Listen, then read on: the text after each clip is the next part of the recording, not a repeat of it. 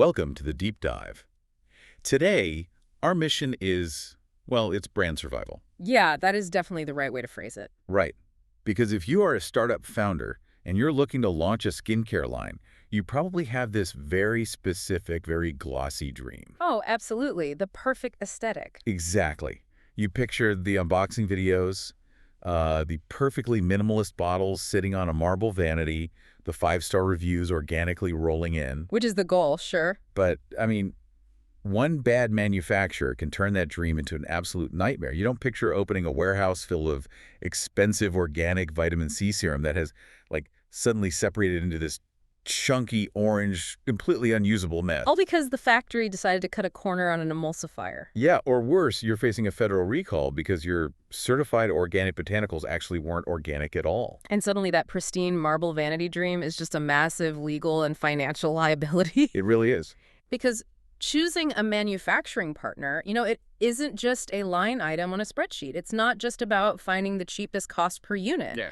It's really about regulatory compliance across these incredibly unforgiving global markets and ensuring that the standards you promise your customers are actually upheld on the factory floor. Which is exactly why we are stepping in as your strategic consultants today. To prevent that exact nightmare, we are tearing into the April 2026 Ultimate Buyer's Guide to Organic Private Label Skincare Manufacturers. That's the one by Lorianne Fabian at Ingredientsage, right? Yes, exactly. We are building you a bulletproof roadmap based on this guide. It's specifically tailored for a new brand that needs rapid pilot launches and, low minimum order quantities. But absolutely cannot afford a supply chain collapse. Exactly. Okay, let's unpack this. Because before you can even start scrutinizing a factory's documentation, you really need a battle plan. You definitely do. Getting a product out of your head and onto a physical shelf in a single quarter is the dream timeline. But how does a brand actually execute that without skipping vital quality checks? Well, it requires a highly disciplined project plan. We're talking a 6 to 12-week timeline. Okay, 6 to 12 weeks, that's fast. It is fast. And the biggest mistake new founders make is just, firing off an email to a factory saying, hey, can you make me a hydrating face cream? Right, like they're ordering a sandwich. Yeah, and you are dead in the water right there. Step 1 is defining your exact requirements and issuing a highly structured request for proposal, the RFP. Got it, the RFP. You need to present your product specs, your regulatory claims, target lead times, and all your quality assurance expectations up front, well before you even get on a call. And once those RFP responses actually come back, I imagine you don't just pick the facility with the slickest website. No, definitely not. You have to move into step 2, which the guide outlines as technical audits. Technical audit. So like inspecting the actual factory? Exactly. You're reviewing their facilities, either virtually or on-site. You're probing their QA processes and checking their actual packaging capabilities. Okay, so that's step 2. What's next? Then comes step 3, the shortlist. You bring the top vendors in to present. You're demanding to see their formulations, tracing their packaging workflows, and testing how they handle documentation requests in real time. It's basically like casting a movie. How do you mean? Well, you don't just hand the lead role to someone because they sent in a nice headshot, right? The RFP is the initial audition. The technical audit is the intensive background check. And those vendor presentations, that's the chemistry read. Oh, I like that. Yeah. You need to know if you can actually work with these people when things hit the fan. It's like casting a movie, yes, but with one crucial difference. Which is? If an actor flubs a line, you just do another take. But if a vendor flubs a formula scale-up, you could face a multi-million-dollar federal recall. Wow. Yeah, that's a slightly higher stakes production. Exactly. That's why step 4, drafting the decision memo and finalizing the contract, it has to be so incredibly stringent. This isn't just a boilerplate agreement. What needs to be in it? You need aggressive service level agreements, SLAs, and incredibly strict change controls. Change controls. Yeah, change controls ensure they legally cannot swap out your cold-pressed rosehip oil for a cheaper refined version just because they had a supply hiccup. They need your explicit sign-off. Oh, that makes a lot of sense.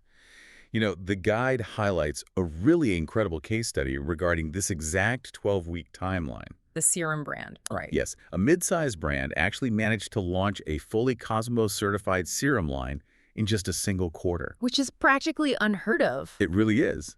And they pulled it off by partnering with a North American facility that had a ready-to-use library of stock formulas. Which is honestly the ultimate secret to speed to market for a startup. Why is that? Because if you try to develop a custom organic formula from scratch, you're looking at 6 to 9 months of stability testing alone. Just for testing. Yeah, you have to wait to see if the organic compounds degrade or oxidize or interact poorly with the packaging over time in an incubator. That sounds exhausting. It is. Finding a partner with an existing R&D liaison and stable, pre-tested stock formulas bypasses that entire waiting period. So you aren't reinventing the wheel, you're just customizing the rims, basically. Exactly. The base formula stability is already proven, so you skip the last-mile delays entirely. Okay, so passing the audition and having a great stock formula is a solid start. But how do you know the vendor isn't just, like, putting on a really great performance? That's the danger, yeah. Right. A factory can talk a big game during a chemistry read, but the actual day-to-day operations could be a total disaster. Which brings us to the paperwork. The shield. Yes, the documentation that acts as your shield against catastrophic brand damage. Well, certificate misrepresentation is a rising, massive risk in the private label industry right now. Startups often assume that if a supplier has a seal of approval, they're universally protected. Wait, I want to push back on that for a second. Go for it. If a factory emails me a Cosmos or a USDA organic certificate with a fancy gold seal on it, shouldn't that be enough? I mean, it's a legal document issued by a governing body. Why do I need to be a forensic detective here? This raises an important question. Because you have to ask, what does that certificate actually cover in practice? What do you mean? A certificate is just a snapshot in time with very specific, legally defined boundaries. One of the most dangerous red flags is a mismatched scope. A mismatched scope, okay. For example, a facility might be certified to handle and process bulk organic raw materials, so they send you that certificate, but they are not certified for the private label packaging of finished goods. Oh, wow. So they're technically a certified organic handler, but the specific assembly line where they pump your lotion into your bottles isn't covered. Exactly. Meaning cross-contamination with non-organic products could easily happen right at the finish line. That is terrifying. Or the certificate might be expired, or it might only cover a specific product category, like wash-off cleansers while you're trying to launch a leave-on serum. So you really have to verify everything. Everything. You have to verify the validity dates, the renewal cycles, and independently verify the certificate number directly with the certifying body's database. Okay, so trust but verify. But beyond the certificates, you mentioned we need to dissect their past audit reports. What specifically are we hunting for in an audit report? I mean, nobody expects a factory to be flawless 365 days a year. Right, exactly. You're looking for how they operationalize failure. Operationalize failure. I like that. You want to see their KPA logs. That stands for corrective and preventative actions. KPA logs. Okay. In the organic skincare space, a KPA log is the difference between a minor QA hiccup and losing your entire brand's credibility. Because it shows they actually fixed the problem. Yes. If an audit report shows non-conformities, but there are no KPA logs or there's no clear timeline for fixing the issue, that is a massive red flag. Oh, I see. It means when a machine leaks or a batch gets contaminated, they just clean it up and move on. Exactly. They don't have a systemic process to prevent it from happening again. You also need to look for any history of FDA or competent authority enforcement actions. So you're not searching for a factory that claims they never make a mistake. You're searching for one that ruthlessly documents how they engineer their imperfections out of existence. That is the perfect way to summarize it. That makes a lot of sense. Yeah. So beyond KPA logs, what other quality assurance documents do I absolutely need to demand in that initial RFP? Certificates of analysis, or COAs. They are completely non-negotiable. Okay, COAs. For what exactly? You need them for both the incoming raw ingredients and the outgoing finished products. You also need access to batch records, stability data, and impurity testing. That's a lot of paper. It is, but holding physical or PDF copies of these isn't enough anymore. Really? Why not? You need to ensure the facility operates a digital QA system, one that ties those specific COAs directly to the unique batch IDs printed on your packaging. Okay, let's trace how that actually works in the real world. Say a customer gets a bad rash from a specific bottle of your lavender face wash. And a nightmare scenario, right? Total nightmare. But a digital QA system lets you scan the barcode on that return bottle, which queries the factory system, pulls up the specific batch record, and reviews the exact certificate of analysis for the lavender oil used that day. Precisely. And then you might discover that specific lavender crop was harvested on a Tuesday in France after an unseasonal heat wave, which caused a natural spike in a specific botanical allergen. Yes. So you pinpoint the exact vulnerability in minutes instead of months. That level of traceability is the true definition of recall readiness. If you cannot trace a product backward through the entire supply chain instantly and isolate the exact vat it was mixed in, your brand is entirely exposed. Wow. Okay, let's say we've interrogated their paperwork. The scope matches, the TPA logs are thorough, the digital QA is ironclad. We've got the perfect factory. Sounds great on paper. Right. But now we have to talk about survival economics.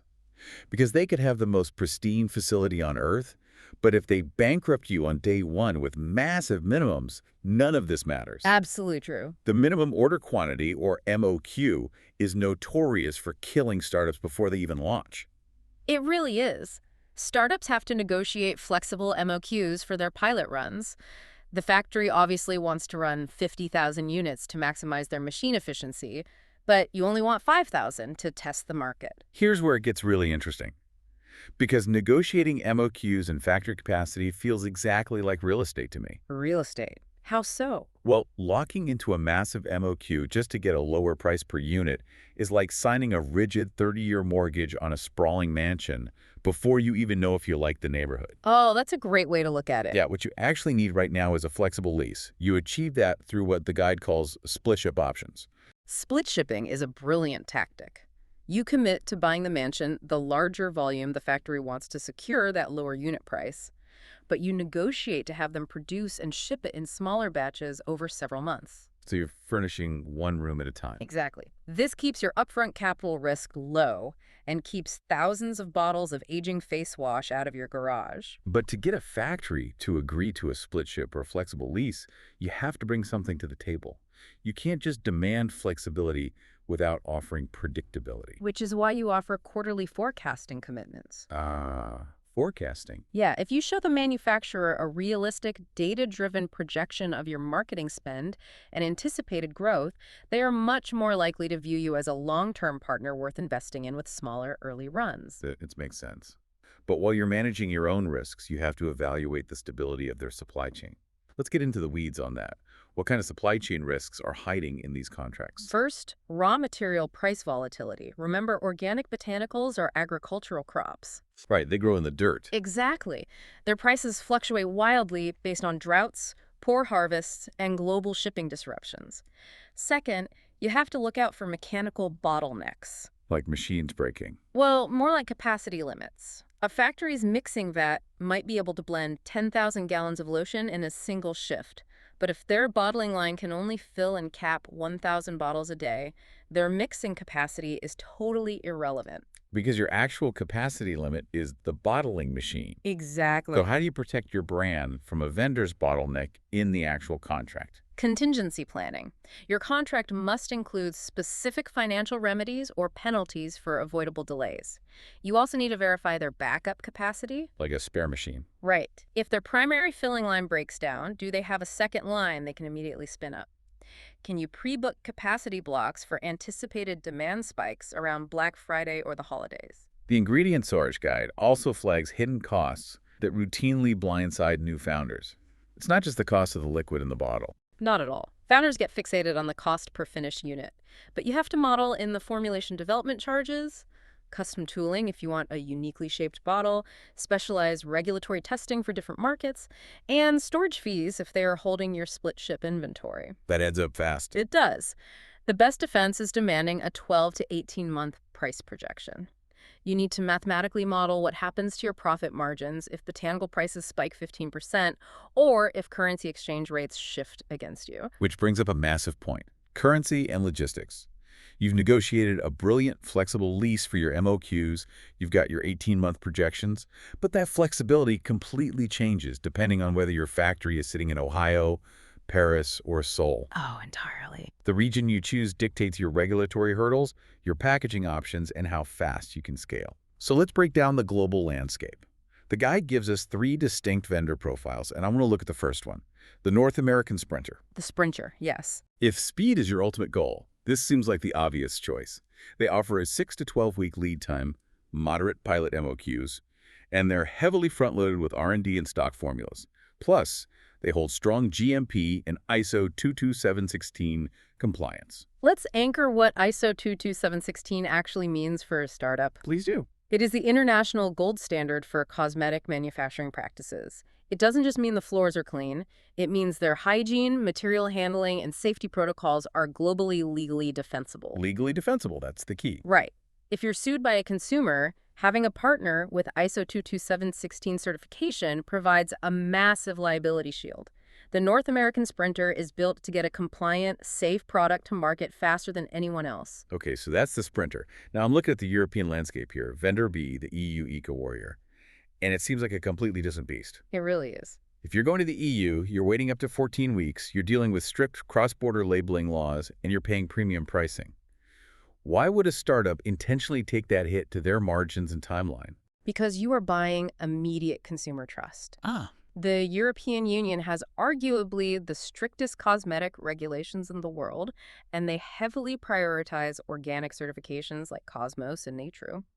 Vendor B specializes in that environment, offering very favorable growth stage MOQs, coupled with a massive focus on sustainable, post-consumer recycled packaging, and FSC certifications. FSC, that's the Forest Stewardship Council, right? Exactly. Meaning that paper packaging comes from responsibly managed forests, not old-growth clear-cutting. Precisely. And that matters deeply to a specific demographic. The guide actually includes a fascinating case study about this. Oh, right, the one with the 20% uplift. Yes. A brand used an EU manufacturer with premium FSC certified and recycled packaging. It absolutely cost them more upfront and delayed their launch by a few weeks. But it paid off. Big time. Because they could transparently market that intense level of sustainability, they saw a 20% uplift in consumer trust and repeat purchases within 6 months. The packaging itself and the ethical rigor behind it became their primary marketing engine. That is incredible. Yeah. Which leads us to the final profile. Vendor C, the APAC scaler, the Asia-Pacific powerhouse. Right, the volume players. This is where you go when you're moving past the pilot phase and need massive volume. They offer the absolute fastest scalability from a small test run right into a global mass launch with the lowest pricing at scale. Yes, but the trade-off is managing complex export logistics, much longer shipping times, and raw material currency fluctuations. What's fascinating here is that choosing between the Sprinter, the Eco-Warrior, or the Scaler isn't just an economic or logistical decision. No, it is fundamentally a governance issue. Explain that. The factory's identity basically becomes the brand's permanent identity. If you select a vendor with cutting-edge sustainable labor practices, that becomes your brand story. Right. But if your vendor gets caught with the toxic spill or exploiting their workforce, it's your logo on the bottle in those news articles. You cannot separate your brand's ethics from your manufacturer's operations. Wow. So what does this all mean for the founder listening right now? It means you have to be radically intentional from day one. Let's recap the core takeaways of this survival guide. Let's do it. First, follow the structured 6 to 12-week roadmap. Do not skip the formal RFP or the technical audits, and heavily consider leveraging stock formulas to bypass months of stability testing. Second, practice relentless verification. Do not get catfished by a shiny gold sticker. I love that phrase. It's true. Verify the certificate scope to ensure it covers your specific packaging line. Demand to see the KPA logs to prove they actually learned from their mistakes, and ensure their digital QA system can trace a single bottle back to the farm it was grown on. Third, protect your cash flow. Negotiate those split ship MOQs so you're only furnishing one room of the mansion at a time. Demand 12 to 18-month price projections to uncover hidden tooling and storage costs. And finally, align your region with your ethos. Decide if your brand's survival relies on the speed of the North American Sprinter, the premium trust of the EU Eco-Warrior, or the high-volume dominance of the APAC Scaler. Perfect. You know, if we connect this to the bigger picture, the guide mentions an operational shift that points directly to the future of this entire industry: serialization and batch tracing. We talked a bit about how digital QA systems protect you during a recall. Right, but take that a step further into the consumer's hands. What if, in the very near future, your customer can scan a QR code right there on your private label bottle? like while they're standing in the store. Exactly.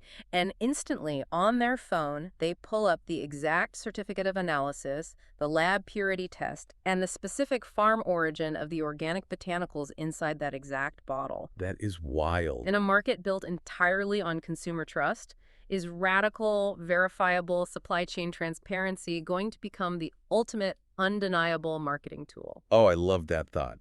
Taking the most tedious, boring part of the business, the compliance paperwork, and weaponizing it as the ultimate proof of quality. It takes us right back to that pristine marble vanity we talked about at the beginning.